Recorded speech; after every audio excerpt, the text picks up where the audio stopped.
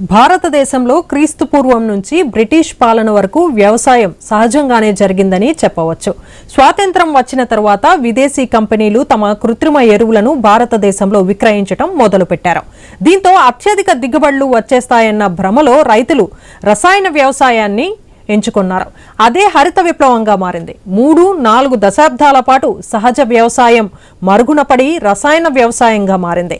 సేంద్రియ వ్యవసాయాన్ని ప్రకృతి సిద్ధమైన పర్యావరణ అనుకూలమైన జీవనాధారిత వ్యవసాయంగా మారింది. సేంద్రియ వ్యవసాయం జీవన వైవిధ్యాన్ని, జీవుల వివిధ దశల్లో నెలలుగా గల సూక్ష్మజీవుల పనితనాన్ని వృద్ధిపరుస్తుంది. ముఖ్యంగా ప్రాంతీయంగా లభించే వనరులతో వ్యవసాయం చేసేందుకు అధిక ప్రాధాన్యత ఇచ్చారు.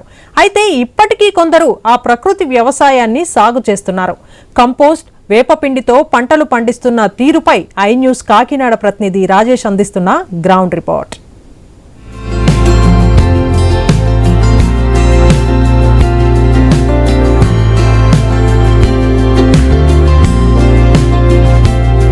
ముఖ్యంగా యువత చాలామంది వారి విద్యాభ్యాసం, సాఫ్ట్వేర్స్, అలాగే వివిధ రకాలుగా వారు వెళ్ళిన పరిస్థితి కనపడింది. ఇప్పటికే కేంద్ర రాష్ట్ర ప్రభుత్వాలు ప్రతి ఒక్క యువత అంటే విద్యార్థులు ప్రతి ఒక్కరూ కూడా ప్రకృతి వ్యవసాయం వైపు చూడాలి, అంటే రోజు రోజుకి అంతరించిపోతున్న వ్యవసాయం ఇప్పుడు యువత ప్రకృతి వ్యవసాయం వైపు వెళ్తే రేపటి రోజు ప్రతి ఒక్కరికి అన్నం ఉంటుంది, లేకపోతే రేపటి రోజు ఇబ్బంది పడతాము అని చెప్పి ఇప్పటికే చాలామంది పెద్దవారు చెప్తున్నారు. అలాగే ఓ పక్క కేంద్ర రాష్ట్ర ప్రభుత్వాలు చెప్పే పరిస్థితి కనపడుతుంది. అయితే ఈ ప్రకృతి వ్యవసాయం అసలు ఏంటి, అది ఏం చేస్తే బాగుంటుంది అన్న దానిపై ఈరోజు ఐ న్యూస్ గ్రౌండ్ రిపోర్ట్ చూసే ప్రయత్నం చేద్దాం రండి.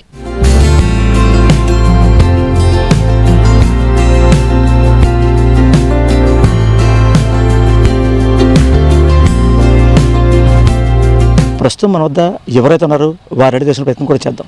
సార్ చెప్పండి, అసలు మీరు ఏం చేస్తారు? నేను డాక్టర్ అండి, ఎంబీబీఎస్ కంప్లీట్ చేశాను. అంటే మీరు ఎంబీబీఎస్ కంప్లీట్ చేసి ఈ ప్రకృతి వ్యవసాయం ఎందుకు వచ్చారు? గత 18 సంవత్సరాలుగా మా నాన్నగారు కానీ వాళ్ళు ఈ ఆర్గానిక్ రైస్ మీద అదే మేము పండించుకొని ఇంట్లో తినేవాళ్ళం. దాన్ని మేము ఇప్పుడు లార్జ్ స్కేల్లో ప్లాన్ చేస్తున్నాం. దానివల్ల నేను ఆ చేంజెస్ నాతో పాటు చదువుకున్న ఫ్రెండ్స్లోనూ నాలోనూ ఆ చేంజెస్ నేను గమనించుకున్నాను. నా ఆరోగ్య పరిస్థితికి వాళ్ళ ఆరోగ్య పరిస్థితికి చేంజ్ నేను చూశాను. కాబట్టి నేను దీన్ని కొంచెం ఎంకరేజ్ చేసి ఉన్న మిగిలిన భూమిని కూడా నేను ఆర్గానిక్గా మార్చి మా నాన్నగారి సాయంతో దీన్ని నేను చేయడం వల్ల పక్క వాళ్ళు కూడా దాన్ని చూసి ఇన్స్పైర్ అయ్యి ఇంకా ఇది పెంచుకోవాలి అని చెప్పి నేను దీన్ని స్టార్ట్ చేయడం జరిగింది. అంటే ఇప్పుడు చూసాం కదా సార్, ఇప్పుడు మీరు అంటే ప్రకృతి వ్యవసాయం అంటే నేను గతంలో మేము అరెకరం పొలంలో మేము ఇది పండించుకుని తినేవాళ్ళము, దానివల్ల మా ఆరోగ్యం కాపాడుకున్నాము. యాజ్ ఏ డాక్టర్గా నాతో పాటు నా పక్క వారు కూడా బాగుండాలనే ఆలోచనతో ఇంత లార్జ్ స్కేల్లోకి వెళ్ళాలని మీరు చెప్తున్నారు. అయితే ఈ ప్రకృతి సంబంధించి ఏవైతే ధాన్యం పండించారో వచ్చిన బియ్యం ఏవైతే ఉన్నాయో అవి తింటే దాని వచ్చే లాభాలేంటి? లాభాలు అనేకమండి. ఇప్పుడు తినే బియ్యం అసలు మీకు అది తినడం వల్లే వచ్చే ప్రాబ్లమ్స్ అన్నీ కూడా ఉన్నాయి. అది మార్చి మనం కరెక్ట్గా ఈ ఆర్గానిక్ రైస్ స్టార్ట్ చేసుకుంటే దాంట్లో B12 కానీ థైమిన్ కానీ మీరు చూస్తుంటే ఇప్పుడు పెద్దవాళ్ళు మెయిన్గా ఆడవాళ్ళలో కాళ్ళు మంటలు కానీ సలుపులు పొడుస్తున్నాయని కానీ ఇవన్నీ కూడా ఈ విటమిన్ ఈ లోపాల వల్లే జరుగుతాయి. అవన్నీ కూడా ఈ ఆర్గానిక్ రైస్ మనం పండించడమే కాదండి, దాన్ని మనం దంపుడు బియ్యం కింద అంటే దాని ఓన్లీ పైన పొర మాత్రమే మనం తీసి దాంట్లో ఉన్న పోషకాలన్నీ మనం తినడం జరుగుతుంది. దానివల్ల ఈ ప్రాబ్లమ్స్ ఏవైతే షుగర్ వ్యాధి కానీ, బీపీ కానీ, ఈ స్థూలకాయం కానీ, రక్తహీనత కానీ ఇవన్నీ కూడా ఇందులో మెరుగుపరుచుకోవచ్చు. అంటే ఇప్పుడు ఈ ఆర్గానిక్ రైస్ సంబంధించి కానీ అంటే ఇప్పుడు దీంట్లో కొన్ని ప్రోటీన్స్ ఉంటాయి, అంటే మీరు చెప్పారు ఇది తినడం వల్ల ఆరోగ్య సమస్య కాపాడుకోవచ్చు, దీంట్లో కొంతవరకు ప్రోటీన్స్ ఉంటాయి, దీనివల్ల మనం ఏవైతే ఆరోగ్యం మెరుగుపరచుకోవచ్చని చెప్తారు. అంటే ఏం మెరుగుపరుచుకోవడం అంటే ఇప్పుడు మనం తినే రైస్ చాలా వరకు ఈ విటమిన్ సి కానీ, బి కాంప్లెక్స్ కానీ ప్రోటీన్స్, ఫైబరు, మెయిన్గా ఫైబరు. ఎప్పుడైతే ఈ ఫైబరు అన్నది ఈ కంప్లీట్ ఈ కెమికల్ రైస్లో మిస్ అయిపోతుంది, జీర్ణశక్తికి సంబంధించి లోపాలు వస్తున్నాయి. ఈ జింక్ కానీ ఇవన్నీ కూడా కోల్పోతున్నాం ఈ కెమికల్ ఫుడ్లోని. మనం ఈ ఆర్గానిక్ రైస్లో ఇవన్నీ కూడా మనకు ఉంటాయి. అంటే ఇప్పుడు బేసిక్గా ఆర్గానిక్ పంట వేశారు, ఇప్పుడు 4 ఎకరాల పంట వేశారు. ఈ 4 ఎకరాల పంటకి సంబంధించి దీనికి అంటే ఏవైతే పోషక అంటే దీనికి కావాల్సిన యూరియాస్ అటువంటివన్నీ వాడకుండా యాజ్ పర్ ప్రకృతి వ్యవసాయం ప్రకారం వెళ్తున్నారు. దానికి ఏమేమి వాడతారు మీరు? జీవామృతాలు, కషాయాలు ఎక్కువగా మేము చేస్తామండి. కషాయాలు యూస్ చేస్తాం, అగ్నాస్త్రం, నేమాస్త్రం, ఇటువంటివన్నీ కూడా మేము ఇక్కడే ప్రిపేర్ చేసి ఇక్కడే దాన్ని మా అగ్రికల్చర్ డిపార్ట్మెంట్తో సహాయం తీసుకొని మేము ఇవన్నీ కూడా ఎంతో కాలం నుంచి స్టార్ట్ చేసాం. ఇది ఇప్పుడు కషాయాలు అంటారు కదా, దాన్ని కషాయాలు అంటే ఏంటి, దాన్ని ఏ రకంగా తయారు చేస్తారు? వేపాకు, ఆవు మూత్రం, ఆవు పేడ, ఇవన్నీ కూడా బెల్లము, ఇవన్నీ కూడా ఈ పొగాకు అవన్నీ కలిపి, పొగాకు కాడలు ఉంటాయి అవన్నీ కలిపి మేము దాన్ని వేడి చేసి దాన్ని మేము స్ప్రే చేస్తాం. అంటే ఇప్పుడు సర్వసాధారణంగా పంట పొలాలు చుట్టుపక్కల వెళ్ళినప్పుడు ఏవైతే గట్లు ఉంటాయో గట్ల మీద కొబ్బరి చెట్లు ఇవన్నీ చూస్తూ ఉంటాం. కానీ ఇక్కడ చూస్తున్నాం మనం ఇది తాళ్ళు కట్టి పాదులు వేశారు. దీనికి కారణం ఏంటి? మనం ఇంట్లోని చిన్న ప్లేస్ ఉంటే దాన్ని మనం ఎలా వాడుకోవాలి అని అనుకుంటాము. అలాగ భూమి నుంచి మనం ఎంతో తీసుకోవచ్చు, ఎన్నో పంటలు మనం దాని నుంచి మనం తీసుకోవచ్చు. ఇప్పుడు మీరు చూస్తున్నారు, ఇది ఈ పాదు కొబ్బరి చెట్టుకి మధ్యలో మేము ఇలా తాడు కట్టి దాన్ని పాదులు మేము ఇస్తాం. బీర కానీ, కాకర కానీ, ఆనప కానీ ఈ ప్లేస్ని ఎవరు కూడా యూటిలైజ్ చేసుకోరు. సో మేము దీని నుంచి మేము ఇలాగా ఉన్న ప్లేస్ని యూజ్ చేసుకుంటున్నాం. ఈ మిగిలిన రైతులు కూడా ఇలా చేస్తే ఎంతో బాగుంటుందని. అంటే ఇప్పుడు చాలామంది ఇప్పుడు మేము చూస్తూ ఉంటాం బయట, అంటే అరే బాబు నువ్వు ఎంబీబీఎస్ చదువుకున్నావు, ఈ రైతాంగం ఏంటి, ఆర్గానిక్ ఏంటి, అసలు ప్రకృతి ఏంటి, ఈ ప్రకృతి వ్యవసాయం ఏంటి, ఇదంతా అవసరమా నీకు, ఇప్పుడు నీట్గా మెల్ల సెటస్కోప్ వేసుకోవచ్చు, అంత నీట్గా నువ్వు కార్లు వెళ్ళొచ్చు, ఇదంతా అవసరమా అని చెప్పి అంటూ ఉంటారు. మీ దగ్గర ఏమైనా అన్నారా? మీ దగ్గర చాలామంది అన్నారండి. కాకపోతే మా నాన్నగారు మాకు నేర్పిందే మా బ్లడ్లో ఉంటుంది. నేను ఆ తేడా బయట మనిషికి నాలో ఆరోగ్యానికి నేను తేడా చూశాను కాబట్టి ఈరోజు నేను ఎవరేమనుకున్నా కానీ నేను స్టార్ట్ చేసి నేను అందులో షైన్ అయితే నన్ను చూసి ఇంకొకరు మొదలు పెడతారు. అదే నా మీద నాకు నమ్మకం ఉంది కాబట్టి నేను అది మనస్ఫూర్తిగా ఇష్టపడి చేస్తున్నాను. మీకు మ్యారేజ్ అయిందండి? మ్యారేజ్ అయ్యిందండి. మరి మీ వైఫ్ ఎప్పుడు అనలేదు మరి డాక్టర్ చదువుకున్నారు? ఆవిడకి ఇంకా ఇంట్రెస్ట్ అండి. ఆవిడకి ఇంకా ఇంట్రెస్ట్.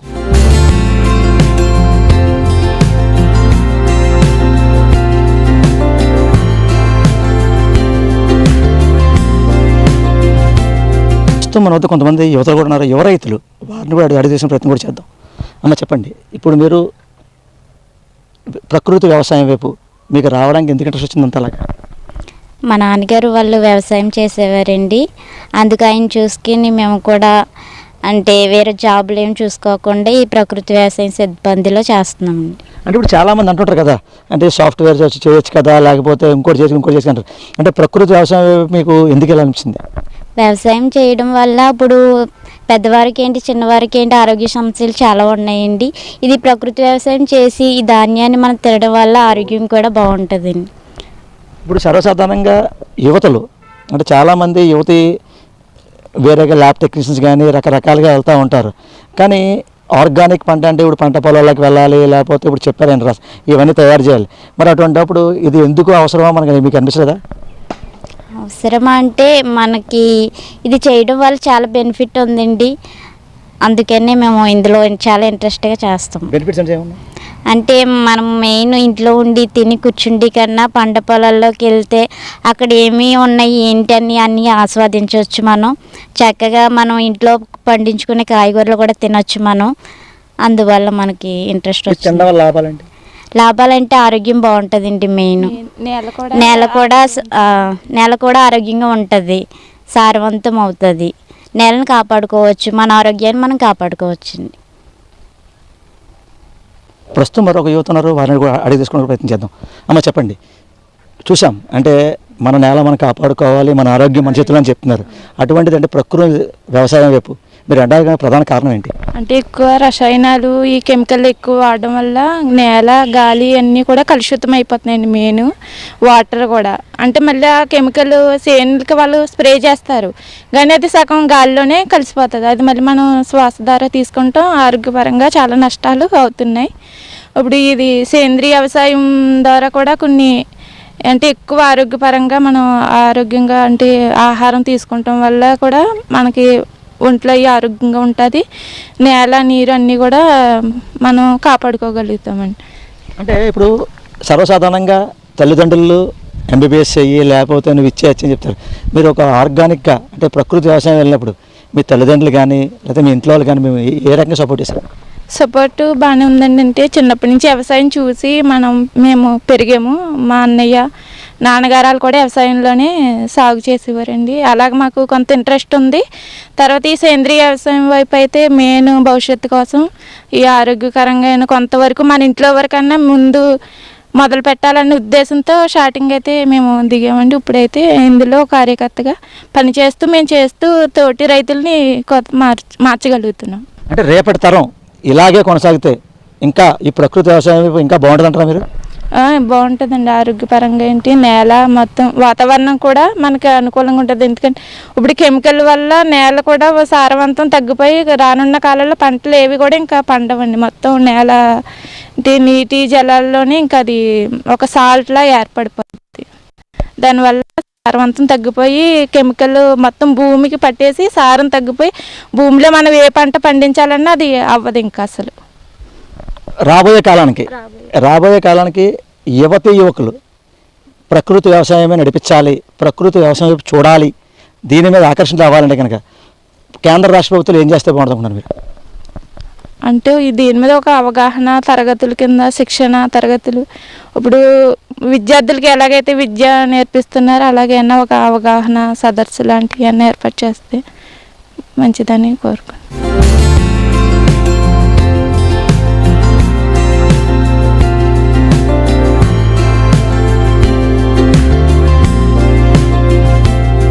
ప్రస్తుతం మన వద్ద ప్రకృతి విభాగం సంబంధించి మాస్టర్ అన్నారు వారిని కూడా అడిగి తెలుసుకునే ప్రయత్నం కూడా చేద్దాం. సార్ చెప్పండి, ఈరోజు ప్రకృతి వ్యవసాయం అంటే ఇప్పటికే కేంద్ర రాష్ట్ర ప్రభుత్వాలు ప్రకృతి వ్యవసాయం మీద ఇప్పటికే దృష్టి పెట్టడం జరిగింది. అట్లా ప్రకృతి ఎలా చేయాలి, వ్యవసాయం ఎలా చేయాలి అని ఇప్పటికే మీ ఫీల్డ్ స్టాఫ్ ద్వారా మీరు వెళ్తున్నారు. అట్లా కాకినాడ రూరల్లో ఇప్పటిదాకా ఎంతమంది ప్రకృతి వ్యవసాయం వైపు మొక్కు చూపిస్తున్నారు? మనకు వచ్చేసరికి ప్రకృతి వ్యవసాయ విభాగంలోని మాస్టర్ హ్యాండ్ కింద పనిచేస్తున్నాము. ఇక్కడ కాకినాడ రూరల్ మండలంకి వచ్చేసరికి 2153 మంది రైతులు మనకి మొత్తం రైతులు ఉన్నారు. దాంట్లోంచి వచ్చేసరికి 1238 మంది ఈ సంవత్సరం మనం ప్రకృతి వ్యవసాయం విధానాల్లోకి తీసుకురావడం జరిగింది. కషాయాల వాడకం అయితేమి, పిఎండిఎస్ విధానాలు వేయించడం అయితేమి. ఈ సంవత్సరం మేము మొత్తం 2153 మంది ఎవరైతే రైతులు ఉన్నారో వాళ్ళందరినీ కూడా ప్రకృతి వ్యవసాయం వైపు తీసుకురావడానికి ప్రయత్నం చేస్తున్నాం సార్. అంటే అసలు ప్రకృతి వ్యవసాయం అంటే ఇప్పుడు చాలామంది ప్రకృతి వ్యవసాయం అంటే బాబా ఈ కషాయాలు వాడాలి, ఇవన్నీ వాడాలి, ఇదంతా తతంగం అని చెప్పి అనుకుంటుంటారు. వాళ్ళని మీరు ఏ రకంగా మారుస్తున్నారు? దానికి సంబంధించి రైతులు మార్చడానికి మనకి ప్రతి గ్రామ స్థాయిలోని కూడా పంచాయతీ లెవెల్లో ఒక బీఆర్సీ సెంటర్ అనేది ఏర్పాటు చేయడం జరిగింది. ఆ బీఆర్సీ సెంటర్ అంటే బయో రిసోర్స్ సెంటర్. దాంట్లోని రైతులు చేసుకోలేని విధానంలో ఉంటారు కాబట్టి వాళ్ళకి కషాయాల ప్రిపరేషన్ ఈ బయో రిసోర్స్ సెంటర్ ద్వారా తయారు చేసి మనం వాళ్ళకి అమ్మడం జరుగుతుందండి. ఎలాగైతే మనకు మార్కెట్లో రసాయన ఎరువులు దొరుకుతాయో అదేవిధంగా ఇక్కడ కూడా ఈ బీఆర్సీ సెంటర్ ద్వారా మనం రైతులకు అందించి ముందుకు తీసుకెళ్తూ ఉన్నాం సార్. అంటే సర్వసాధారణంగా బేసిక్గా పంట పొలాలు రైతాంగం చేస్తూ ఉంటుంది. అంటే ప్రకృతి వ్యవసాయం వైపు ఎందుకు మారాలి, దానికి కారణాలు ఏంటి? ప్రకృతి వ్యవసాయం వైపు రైతులు మారడానికి ప్రధాన ఉద్దేశం ఏంటంటే మెయిన్ భూమి అనేది భూమి ఆరోగ్యాన్ని కాపాడాలి. ఎందుకంటే భూమి బాగుంటేనే మానవమనుడు అనేది ఉంటుంది. భూమి ఎప్పుడైతే అంతరించిపోయిందో మానవమనుడు అనేది పూర్తిగా తగ్గిపోతుంది. ఎప్పుడైతే రసాయనాలు విచ్చలవిడిగా మనం వేస్తున్నామో భూమిలో ఉన్న సూక్ష్మజీవులు తర్వాత వానపాము వ్యవస్థ ఇవన్నీ కూడా ఎప్పుడైతే నాశనం అయిపోతాయో అప్పుడు ఏమవుద్దంటే భూమి నిస్సారంగా తయారవుద్ది. అంటే భూమి సౌడు బారిపోతుంది. సౌడు బారిపోయినప్పుడు అక్కడ ఇంకా మొక్కలు కూడా మొలకెత్తే పరిస్థితి లేనప్పుడు ఇంకా మనం ఎటువంటి పంట వేసినా సరే అక్కడ మనకి మొలక రాదు. అందుకని చెప్పేసి మొదటగా మనం భూమిని కాపాడుకోవడం కోసం ప్రతి రైతు కూడా ప్రకృతి వ్యవసాయం వైపు అడుగు ఇవ్వాల్సి ఉంటుంది. రెండోది ఏంటంటే మనం ఏదైతే రసాయనాలు వాడుతున్నామో ఆ రసాయనాల యొక్క వినియోగం వల్ల ఏమవుతుందంటే మనకి సంబంధించిన అన్ని రకాల ఆరోగ్య సమస్యలు కూడా తలెత్తుతూ ఉన్నాయి. మనం తీసుకునే ఆహారం ఏదైతే మంచిగా ఉంటుందో, ఎటువంటి రసాయనాలు, పురుగు మందులు ఇటువంటి ఎప్పుడైతే కొట్టుకుంటా మనం చేస్తున్నామో అప్పుడు మన ఆరోగ్యం కూడా బాగుంటుంది. రెండోది ఏంటంటే గుండె సంబంధిత వ్యాధులు, దీర్ఘకాలిక జబ్బులు ఇటువన్నీ కూడా నయం అవడానికి చాలా అవకాశం ఉంటుంది సార్. మెయిన్ ఆరోగ్యం అనేది ప్రధానంగా భూమి ఆరోగ్యం కాపాడుతాం ప్రకృతి వ్యవసాయం చేయడం వల్ల. రెండోది మన ఆరోగ్యం కాపాడుకోవడానికి కూడా అవకాశం ఉంటుంది. అంటే మీరు చెప్తున్నారు ఇప్పుడు మన ఆరోగ్యం మన చేతిలోనే, అది మన బాధ్యత అన్న విధంగా మీరు అయితే ఇప్పుడు అటువంటి పరిస్థితిలో ఈరోజు మీరు రైతాంగం వెళ్ళినప్పుడు మీతో పాటు మీ ఫీల్డ్ కానీ వాళ్ళు ఏ రకంగా వెళ్తారు అసలు? ఒకటి మేము చేసేది ఏంటంటే మేము రైతులతోటి కలిసి మాట్లాడుతున్నాము. పక్క రైతులు ఏమైతే చేస్తున్నారో ద్రవజీవాంతాలు మొదటగా మనం ఏం చేస్తామంటే తొలకరి సీజను అంటే మే నెలలోని కూడా మనం ఏం చేస్తామంటే భూమిని ఖాళీగా ఉంచుకుంటా ప్రీ మాన్సూన్ రైస్ అంటే తొలకరి వర్షాలు పడకముందే మనము భూమిని పలు పంటలతో కప్పి ఉంచే విధానాన్ని మనం పిఎండిఎస్ అంటాం. దాంతో మొదట మన సీజన్ స్టార్ట్ చేస్తుంటే అది వేయడం వల్ల ఏంటంటే మొక్కకు కావలసిన 57 రకాల పోషకాలు కూడా మనకి ఈ 31 రకాల విత్తనాల్లో దీంట్లో వచ్చేసరికి నూనె జాతి ఉంటాయి, పప్పు జాతి ఉంటాయి, తీగ జాతి ఉంటాయి, ఆకుకూరలు ఉంటాయి, మిల్లెట్స్ ఉంటాయి, ఇలాగ అన్ని రకాల సుగంధ ద్రవ్యాలు ఉంటాయి. ఇవన్నీ కూడా మనం కలిపి ఏం చేస్తామంటే 1 ఎకరానికి గత సీజన్ వరకు మనం 12.5 కేజీలు అనేది వేయడం జరిగింది. ఇప్పుడు ఏం చేస్తున్నామంటే ప్రతి ఎకరానికి కూడా 25 కేజీల చొప్పున వేయడం వల్ల ఏంటంటే మనకి యూరియా, డిఏపి, పొటాష్ ఇటువంటి ఏమీ కూడా వేయకుండా మొక్కకు కావలసిన 57 రకాల పోషకాలు కూడా మనకి డైరెక్ట్గా భూమి నుంచే మొక్క తీసుకునే సామర్థ్యాన్ని పెంపొందిస్తూ ఉన్నాం. అదేవిధంగా రైతులకు ముందుగా మనం ఏం చేస్తున్నామంటే వాళ్ళు ఒకేసారి మనకు ముందుకు వచ్చి మొత్తం వాళ్ళకున్న భూమిని అంతా చేయలేరు కాబట్టి మొదట వాళ్ళ ఆరోగ్యం కోసం, వాళ్ళ కుటుంబ ఆరోగ్యం కోసం ఒక కార్యక్రమం అనేది పెట్టుకొని దాని యొక్క ఉపయోగాలన్నీ చూసిన తర్వాత మిగతా భూమిని కూడా ఈ ప్రకృతి వ్యవసాయం వైపు తీసుకెళ్ళడానికని ప్రణాళికని తయారు చేస్తూ ఉన్నాం సార్. సార్ ఇప్పుడు ఈ ఆర్గానిక్ అంటే ఏవైతే ప్రకృతి వ్యవసాయం సంబంధించి ఇప్పటికే ధాన్యం అన్నీ చూస్తూ ఉంటాం, కానీ ఇప్పుడు చూసాం ఈ మనం పంట పొలాలు ఉన్నాం, ఈ బెండపాదు కానీ వంకాయ కానీ చాలా చూసాం. అంటే దీన్ని ఏమంటారు? ఇది వచ్చేసరికి మనకి ఏటీఎం అంటామండి. అంటే 365 రోజులు కూడా అంటే సంవత్సరం పొడవునా కూడా ప్రతి రైతుకి నిరంతరం ఆదాయం. అంటే ఇక్కడ వచ్చేసరికి ఒక బెడ్ సైజు వచ్చేసరికి మనం ఏం చేస్తామంటే ఒక 20 సెంట్లు మనం తీసుకోవాల్సి ఉంటుంది. ఈ 20 సెంట్లలోని కూడా బెడ్ వచ్చేసరికి 4 అడుగులు వెడల్పు తీసుకుంటాము. 1 అడుగు వెడల్పు 1 అడుగు లోతుతోటి మధ్యలో కాలువ తీసుకుంటాము. దీని మీద వచ్చేసి ఒక బెడ్ మీద వచ్చేసరికి మనము ఒక పక్క వరుసలోని వంగ, టొమాటో, పచ్చిమిర్చి అలాగే వేసుకుంటాము. తర్వాత 2 అడుగుల మధ్య వ్యవధిలోని మొక్కజొన్న ఇచ్చుకుంటాము. మరలా అయితే వచ్చి దానికి ఆపోజిట్ పంట ఏదైతే అనుకుంటున్నామో బెండ, చెట్టు చిక్కుడు, గోరు చిక్కుడు, అదేవిధంగా మధ్యలోని ఆకుకూరలు ప్లస్ దుంపజాతి 1 అడుగుకి కూడా మనం ఏం చేస్తామంటే మన దగ్గర చేమదుంప వేసుకోవచ్చు, లేదంటే ముల్లంగి వేసుకోవచ్చు, క్యారెట్ వేసుకోవచ్చు, బీట్రూట్ ఇలాగా. అంటే ఒక పంట వేసారు. ఇప్పుడు మన ఆకుకూరలు వచ్చేసరికి 15 నుంచి 20 రోజుల్లోకి మనకు ఆకుకూరలు వస్తాయి. అది అయ్యేసరికి నెక్స్ట్ వచ్చేసరికి కూరగాయలు అందుకుంటాయి. 30-40 రోజుల దగ్గర నుంచి మనకి కూరగాయలు అందుకుంటాయి. తర్వాత వచ్చేసరికి తీగ జాతి అందుకుంటుంది. ఇవన్నీ అవుతుండగానే మిగతాది అంటే ఇక్కడ మనం ఏం చేస్తామంటే ఆకుకూరలు తీసామంటే 20 రోజులు మరలా దాంట్లోని వేరే రకమైన ఆకుకూర రీప్లేస్ చేస్తాం. ఈ విధంగా చేయడం వల్ల ఏంటంటే సంవత్సరం పొడవునా కూడా ఏటీఎం మోడల్ మీద ఇంచుమించు మనం ఖర్చు పెట్టింది వచ్చేసరికి ఒక 30,000 రూపాయలు మనం అంటే విత్తనాలు కావచ్చు, దుక్కు చేసినందుకు కావచ్చు, ఈ విధంగా మనం చేసుకొని వెళ్తే దీని నుంచి మనం ఇంచుమించు సంవత్సరంలోని 1,28,000 రూపాయలు ఆదాయం తీసుకోవడానికి అవకాశం ఉంటుంది. అంటే లాభశక్యత చూశారు కదా, అంటే పెట్టుబడి పెట్టిన దానికి లాభశక్యతకి అంటే ఇదంతా చూసి రైతాంగం దీని మొక్క చూపించే అవకాశం ఉందంటారా? ఉంది సార్. దీన్ని ఇప్పుడు మనం ఏం చేస్తున్నామంటే ఎక్కడైతే రైతులు ఎక్కువ స్థలాలు ఖాళీగా ఉన్నాయో ఆ రైతులకి ఇక్కడ మనం వేసిన మోడల్ అనేది చూపిస్తూ వాళ్ళని మరలా ఈ ఏటీఎం మోడల్ వైపు తీసుకొస్తూ ఉన్నాం సార్. అంటే చాలామంది ప్రకృతి వ్యవసాయం వైపు వెళ్తూ అలాగే చాలామంది ఇంటి పైన అంటే వారి ప్రహారీ కానీ లేకపోతే వారి ఇంటి కాంపౌండ్స్ వాళ్ళు 300 గజాలు 400 గజాలు అని చెప్పి వేసుకుంటారు, మరి దాన్ని ఏ రకంగా చూడొచ్చు? దాన్ని డాబా గార్డెన్ కింద మనం తీసుకుంటాం సార్. అంటే వాళ్ళకి ఏంటంటే అక్కడ చూడటానికి మనకి ప్లేస్ సరిపోదు కాబట్టి వాళ్ళు డాబా మీద ఏంటంటే కుండీల్లో అవ్వచ్చు, లేదంటే వేస్ట్గా బకెట్స్ ఏమైనా పోతే అట్లా అవ్వచ్చు, వాళ్ళ ఇంటికి సరిపడే కూరగాయలు ఆకుకూరలు అన్నీ కూడా ఆ విధంగా పండించుకుంటున్నారు సార్. అది దాన్ని మనం డాబా గార్డెన్ కింద తీసుకుంటాం సార్. అంటే ఇప్పుడు దీంట్లో ఇప్పుడు మీరు ప్రకృతి వ్యవసాయం, ధాన్యం, ఏటీఎం, డైమండ్ అంటే ఇన్ని రకాల పంటలు ఉన్నాయి కదా, అంటే ఇన్ని రకాల పంటలు కూడా చెప్పారు ఏటీఎం కోసం, అది డైమండ్ పంట కోసం ఏం చేయమంటారు? డైమండ్ వచ్చేసరికి అది మా డిపిఎం సార్ ఎలియాజర్ సారు జిల్లా ప్రాజెక్ట్ మేనేజర్ అది తీసుకురావడం జరిగిందండి. దాంట్లో ఏంటంటే ఎవరైతే చిన్నకారు రైతులు ఉంటారో, అంటే పెద్ద రైతులకు వచ్చేసరికి ఎక్కువ స్థలం ఉన్న వాళ్ళని మనం ఏటీఎం మోడల్ కింద మనం తీసుకుంటాము. కానీ అది వచ్చేసరికి సన్నకారు చిన్నకారు రైతులు ఎవరైతే ఉంటే వాళ్ళకి వాళ్ళ ఇంటి అవసరాలకు సరిపడే దాంట్లో వచ్చేసరికి మన పిరమిడ్ మాదిరిగా డైమండ్ ఏ విధంగా ఉంటుందో ఆ మాదిరిగా దాన్ని అల్లుకోవడం జరుగుతుంది. లోపల వచ్చేసరికి మనం ఏం చేస్తామంటే ఒక 4 నుంచి 5 రకాల ఆకుకూరలు వాళ్ళ ఇంటి అసలు తోటకూర, గోంగూర, పాలకూర, కొత్తిమీర, మెంతికూర ఈ 5 రకాలు వేస్తాము. అదేవిధంగా ఉరుసుట్లో వచ్చి ఏం చేస్తామంటే బీర, కాకర, దోస ఇటువంటి తేలికపాటి అన్నీ కూడా మనం పైకి ఎక్కిస్తాము. ఉరుసుట్లో కూడా ఏం చేస్తామంటే బెండ, వంగ, టమాటా, పచ్చిమిర్చి ఇటువంటి అన్నీ కూడా వేస్తాం. దీనివల్ల ఏమవుద్దంటే వాళ్ళ ఇంటికి వచ్చేళ్ళకి అంటే ఏ రోజు కూడా బయట మార్కెట్లో ఏమైతే కూరగాయలు ఉన్నాయో అవన్నీ కూడా కలుషితమైన విధానంలోని ఎవరికి వాళ్ళు వాళ్ళ ఇంటి దగ్గరే వేసుకున్నట్లయితే ఈ మోడల్ అనేది చిన్న సన్నకారు రైతులు బాగా ఉపయోగపడుతుంది డైమండ్ మోడల్ అనేది. సరే, ఇప్పుడు అగ్రికల్చర్ డిపార్ట్మెంట్ సంబంధించి ఇప్పటికే పలు విభాగాలు ఉంటాయి, అంటే ఒక ఫిషరీస్ డిపార్ట్మెంట్ కానీ అసలు అగ్రికల్చర్ డిపార్ట్మెంట్లో ఏమేమి విభాగాలు ఉంటాయి? అంటే వ్యవసాయ శాఖలో వచ్చేసరికి వ్యవసాయ శాఖ ఒకటి ఉంటుందండి. వ్యవసాయ శాఖలో ఇవన్నీ ఇంక్లూడ్ అయి ఉంటాయి.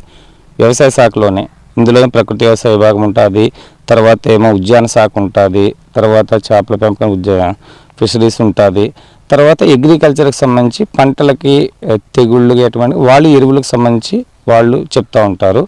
ప్రకృతి వ్యవసాయ విభాగంకి వచ్చేసరికి ఎటువంటి రసాయనాలు వాడకుండా ఆవు పేడ, ఆవు మూత్రంతో ప్రకృతి అంటే మన చుట్టూ ఉన్న ఏదైతే ప్రకృతిలో ప్రతి చెట్టు కూడా మనకి ఔషధం కింద పనిచేస్తుంది కాబట్టి ప్రతి మొక్కన దాని నుంచే మనం కషాయాలు ప్రిపరేషన్ చేస్తూ దాన్ని మనం ప్రకృతి వ్యవసాయ విభాగం దాన్ని ముందుకు తీసుకెళ్తూ ఉన్నాం. ఇంకా మూడోది వచ్చేసరికి ఉద్యాన శాఖలో కూడా ఎందుకంటే ఆయిల్ ఫామ్లు ఉంటాయి, జీడి మామిడి ఉంటుంది, కొబ్బరి అంటే ఇవన్నీ ఉంటాయి. ఈ అన్నిటిలో కూడా వాళ్ళు కూడా ప్రకృతి వ్యవసాయం వరకు ఇప్పటి వరకు చేయలేదు, కానీ ఇప్పుడైతే గత 3 సంవత్సరాల నుంచి కూడా ఉద్యాన పంటల్లో కూడా ఈ ప్రకృతి వ్యవసాయాన్ని ముందుకు తీసుకెళ్తూ ఉన్నాం. అదేవిధంగా చేపల పెంపకం కూడా ఎటువంటి రసాయనాలు వాడకుండా అది కూడా చేపల పెంపకం కూడా ఆల్రెడీ ఐఎఫ్ఎస్ మోడల్ అనేది తీసుకురావడం జరిగింది. అండ్ దాంట్లో వచ్చి ఏంటంటే మధ్యలో ఒక ఎకరం మనం తీసుకుంటే 60 సెంట్లు వచ్చేసరికి వరి వేస్తాము. దాని ఉరుసుట్లో వచ్చేసరికి ఒక 20 సెంట్లు ట్రెంచ్ కింద కొట్టుకొని దాంట్లో చేపల పెంపకం చేస్తాము. పైన వచ్చేసరికి పండ్ల మొక్కలు, కూరగాయలు, ఆకుకూరలు, కోళ్ళ పెంపకం, పశువుల పెంపకం. అంటే దీన్ని వచ్చేసరికి మనం ఏం చేస్తామంటే పాడి పంట విధానంలో కూడా ఇప్పుడు గవర్నమెంట్ దాన్ని ప్రోత్సహిస్తూ ఉంది. ఈ ప్రకృతి వ్యవసాయ విధానంలోనే ఇంకా అందులోనే కూడా మనం ఏం చేస్తామంటే ఐఎఫ్ఎస్ మోడల్లోని ఎటువంటి రసాయనాలు వాడడం, ఆవు మూత్రం, ఆవు పేడతోటి అక్కడ కూడా చేస్తాం. ఇప్పుడు మనం చూస్తూ ఉంటాం, ఇప్పుడు ప్రకృతి వ్యవసాయం రైతాంగం ఇప్పటికే కొంతమంది మొగ్గు చూపిస్తున్నారు, వస్తున్నారు. దీనికి యువత ఆకర్షణలో ఏ రకంగా ముందుకు వస్తున్నారు? ఇంతకు ముందు అయితే యువత అయితే కొంతవరకు ఈ ప్రకృతి వ్యవసాయం వైపు ముక్కు చూపేవారు కాదు, కానీ గత ఈ 3 సంవత్సరాల నుంచి కూడా అంటే గత ప్రభుత్వంలో ఉన్న దానికంటే ఈ ప్రభుత్వం వచ్చిన తర్వాత ప్రకృతి వ్యవసాయ విధానం మీద ఎక్కువ మక్కువ చూపడం వల్ల, అదేవిధంగా కేంద్ర ప్రభుత్వం కూడా అంటే ఈ రసాయనాలు వాడడం వల్ల ఈ విధంగా జరుగుతుంది, ఆరోగ్య సమస్యలు తలెత్తుతున్నాయి కాబట్టి ప్రతి ఒక్కరు కూడి ప్రకృతి వ్యవసాయం వైపు మళ్ళాలని చెప్పేసి కేంద్ర రాష్ట్ర ప్రభుత్వాల పిలుపు మేరకు ఇప్పుడు మనకి స్కూల్లోని కాలేజీల్లోని కూడా ఏం చేస్తున్నారంటే ప్రకృతి వ్యవసాయం గురించి ప్రత్యేకించి క్లాసులు కూడా చెప్పిస్తూ ఉన్నారు. అక్కడ కూడా వెళ్ళి చెప్తా ఉన్నాము. దానివల్ల ఏంటంటే ఇప్పుడు యువ రైతులు తయారవడానికి అవకాశం ఎక్కువ ఉంది. సార్, ప్రస్తుతం ఇప్పటికే ఏపీ విద్యాశాఖ మంత్రిగా నారా లోకేష్ ఉన్నారు. ఇప్పటికే వారి కేంద్ర ప్రభుత్వంతో సన్నిహితం ఉంది, కూటమి ప్రభుత్వం వారో భాగం. అయితే ఈరోజు మరింత పెంపొందించడానికి ఈ ప్రకృతి విద్య కానీ లేదా ప్రకృతి వ్యవసాయం వైపు కానీ విద్యార్థులకి బెనిఫిట్స్ ఎటువంటి ఇస్తే మీరు బాగుంటుంది మీరు అనుకుంటారు? అంటే ఇప్పుడు మన ప్రకృతి వ్యవసాయ భాగంలో ఏం చేశారంటే దీన్ని ఒక పాఠ్యాంశంగా ఎప్పటి నుంచో ప్రకృతి వ్యవసాయం అనేది ఉంది, కానీ ఈ ప్రకృతి వ్యవసాయాన్ని మూలన పడేస్తూ రసాయన వ్యవసాయానికంటే పెరుగుతున్న జనాభాని దృష్టిలో పెట్టుకొని దిగుబడులు పెరగాలనే ఉద్దేశంతో రసాయన వ్యవసాయం వెళ్ళడం జరిగింది.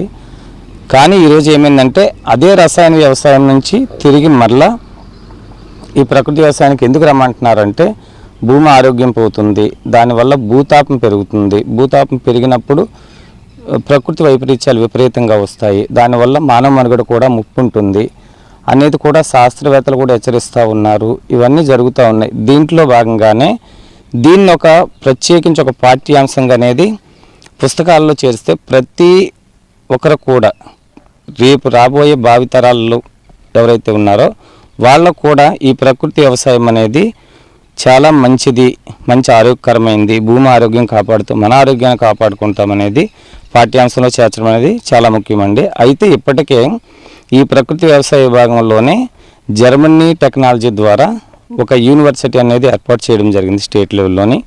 దాంట్లో ఆల్రెడీ ఫార్మర్ సైంటిస్టు తర్వాత మెంటర్స్ కూడా దాంట్లో 3 సంవత్సరాల కోర్స్ అనేది అవుతూ ఉంది. దానికి కూడా ప్రకృతి వ్యవసాయంలోని ఆల్రెడీ కొంతమంది అక్కడికి వెళ్ళి చదువుతూ ఉన్నారు.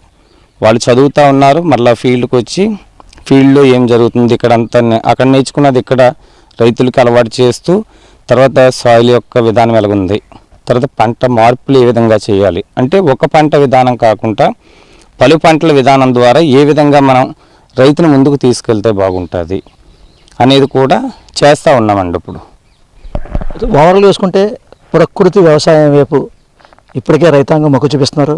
ఇక ముందు యువ రైతులు కానీ ప్రస్తుతం రైతాంగం చేస్తున్న రైతులు కానీ ప్రకృతి వ్యవసాయం వైపు రావడానికి దీంట్లో మీరిచ్చే సారాంశం సూచన ఏంటి? అంటే ప్రతి ఒక్కరు కూడా రాబోయే కాలంలో ఇప్పుడు పెద్ద వాళ్ళందరూ కూడా ఈ ప్రకృతి వ్యవసాయం వైపు ఎక్కువ చూపుతున్నారు. కానీ యువత కూడా ముందుకు రావాలి అంటే మెయిన్ వాళ్ళకి ఆరోగ్యం అనేది ప్రధాన శీర్షికగా మనం తీసుకొని వెళ్ళినట్లయితే రేపొద్దున భావితరాలుగా వాళ్ళు వస్తారు. కాబట్టి వాళ్ళకి మనకు మంచి భూమిని ఇవ్వాలి, వాళ్ళు మంచి సంపద సంపాదించుకోవాలంటే మెయిన్ మనం నిలబడాలి అంటే భూమే ప్రధానం. కాబట్టి ఆ భూమిని పాడు చేసుకోకుండా ఉండే విధంగా వాళ్ళని మనం ముందుకి అంటే వాళ్ళకి కొంచెం ట్రైనింగ్స్ ఇస్తూ ముందుకు తీసుకెళ్తే యువత కూడా ఎక్కువ మంది ఇంకా ఈ ప్రకృతి వ్యవసాయం రావడానికి అవకాశం ఉంటుంది.